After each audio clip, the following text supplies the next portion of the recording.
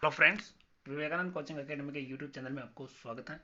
जैसे कि आप सभी को पता है, रीट 26 सितंबर को हो चुकी है और उसके बाद कम से कम भी आज 16-17 दिन बीत चुके हैं।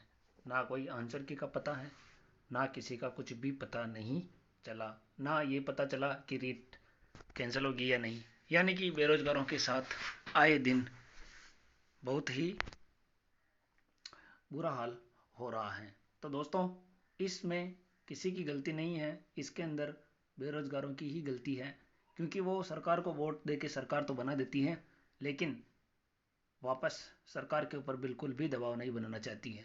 विधायक, मंत्री, संतरी, मुख्यमंत्री, प्रधानमंत्री सब अपने हिसाब से काम करते हैं।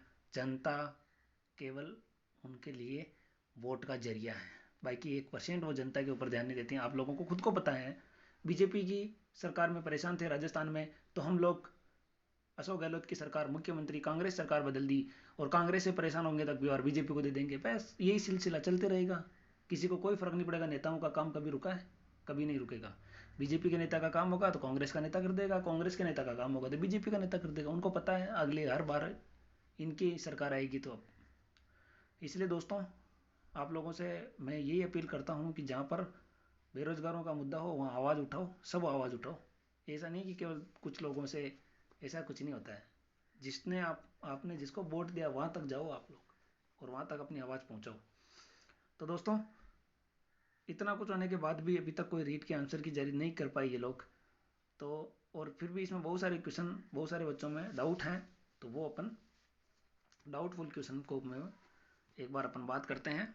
मैं अभी केवल मनोविज्ञान के जो डाउटफुल प्रश्न हैं उन्हीं के ऊपर बात कर रहा हूँ, और केवल लेवल 1 की। किसकी बात कर रहा हूँ दोस्तों? लेवल 1 के जो डाउटफुल क्वेश्चन है मैं उसकी बात कर रहा हूँ। एक क्वेश्चन नंबर 2 आया था दोस्तों। आरटीई अधिनियम 2009 के अनुसार प्राथमिक विद्यालयों के लिए विद्यार्थी अध्यापक अनुपात होना चाहिए। विद्यार्थी और अध्यापक यानी कि कितने विद्यार्थियों पर कितने अध्यापक अनुपात होना चाहिए, यह आरटीई अधिनियम 2009 के अनुसार। तो दोस्तों, इसका जो आंसर होगा वो मैं अपने हिसाब से बता रहा हूँ, और डाउट भी किस में है, कौन से ऑप्शन में डाउट है वो भी मैं बताऊंगा। बाकी जो ऑफिशियल आंसर की आएगी उसमें आपको क्लियर हो जाएगा। मेरे हिसाब से तो आंसर ये होना चाहिए 30:1 का, क्योंकि दोस्तों यहाँ पर प्राथमिक विद्यालय पूछा है, प्राथमिक और उच्च प्राथमिक होता है, तो प्राथमिक के अंदर 1:30 होगा। अब दोस्तों 1:40 भी बोल रखे हैं, बट ये रेशियो होता है। सीधा 1:40 होंगे तो इतने बच्चों को एक टीचर नहीं पढ़ा पाता है, अपन खुद दिमाग लगा सकते हैं इसमें। तो कम संख्या होगी उतना ही गुणवत्तापूर्ण शिक्षा होगी। तो ये चीज़ को अगर ध्यान में रखकर अपन इसका आंसर निकालना चाहें तो ये होगा। बाकी मेरे हिसाब से डाउट ऑप्शन नंबर सी और डी में ही रहेगा। तो इसके अनुसार 1:30 वाला जो है वो ज़्यादातर सही है। और 1:35 जो है दोस्तों ये 6 से 8 में होता है। ठीक है, 1:25 तो अनुपात ही नहीं था, तीनों अनुपात होते हैं। और 1:40 दोस्तों, उसमें कुछ डाउट था कि भाई कुछ 200 बच्चों के ऊपर जाते ही ये अनुपात लागू होता है, तो ऐसा कोई यहाँ पर कंडीशन नहीं आई है, सीधा पूछा है। अगला डाउटफुल प्रश्न, ठीक है दोस्तों, ये मध्यावधि परीक्षा एक उदाहरण है। मध्यावधि परीक्षा एक उदाहरण है। इसके अंतर्गत भी दोस्तों किस किस में डाउट है कि बहुत सारे कोचिंगों वाले जो ऑप्शन डाउटफुल बता रहे हैं वो ए, सी और डी, यानी बहुत सारे नैदानिक मूल्यांकन भी बताए हैं। तो मध्यावधि जो परीक्षा दोस्तों अर्धवार्षिक को बोलते हैं। यहाँ पर इसका अभिप्राय अर्धवार्षिक से है, और अर्धवार्षिक ऐसे वन में आता है। किस में आता है?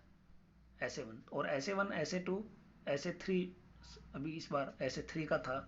तो ये जो है वो योगात्मक मूल्यांकन में आते हैं दोस्तों। किस में आते हैं? योगात्मक। मेरे हिसाब से तो ये है, लेकिन ऑप्शन ए और डी भी डाउटफुल के अंतर्गत माना जाएगा, तो इसमें भी आप लोग बात कर सकते हैं।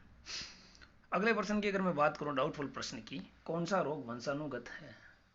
दोस्तों वंशानुगत, तो इसके अंदर जो है मेन ऑप्शन वो ये फिनाइल कीटोनूरिया, ये ऑप्शन होगा इसमें। दोस्तों मैंने खुद ने पार्किंसन किया हुआ है, तो ये जो ऑप्शन है इसके अंतर्गत ये होगा। साइंस वाले जितने भी बच्चे देखे हैं मैंने, जिसके 11th 12th या बाद में ग्रेजुएशन में भी साइंस थी, वो सब ने पार्किंसन लगाया है। क्या लगाया? पार्किंसन। तो दोस्तों कहीं ना कहीं ये बी और सी जो हैं, इसमें कोई डाउटफुल क्वेश्चन हो सकता है बी और सी में। बाकी ये ADHD, HIV एड्स, ये सब बाद में प्रॉब्लम होती है। तो ये आनुवंशिक वंशानुगत नहीं हो सकती हैं। अगला डाउटफुल जो प्रश्न है वो है पारितोषिक तथा दंड के माध्यम से सीखना अधिगम के किस सिद्धांत से संबंधित है। पारितोषिक तथा दंड के माध्यम से सीखना, तो इसका जो दोस्तों बहुत सारी कोचिंग वालों ने एक तो बी बता रखा है और एक ए बता रखा है, तो ये ए और बी के ऊपर है। तो मेरे हिसाब से ज़्यादातर चांस जो है वो क्रिया प्रसूत मेरे को लग रहा है। क्या लग रहा है? क्रिया प्रसूत।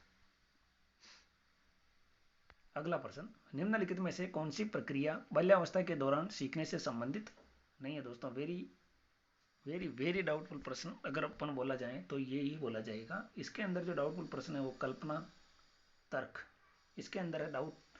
दोनों में ऑप्शन में से एक ऑप्शन माना जाएगा।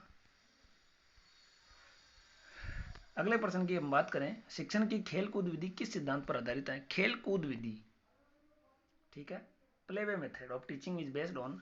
अब बहुत सारे अपने राजस्थान में ये बता रहे हैं वृद्धि और विकास का सिद्धांत, ये बता रहे हैं, और बहुत सारे बता रहे हैं शिक्षण विधियों के सिद्धांत।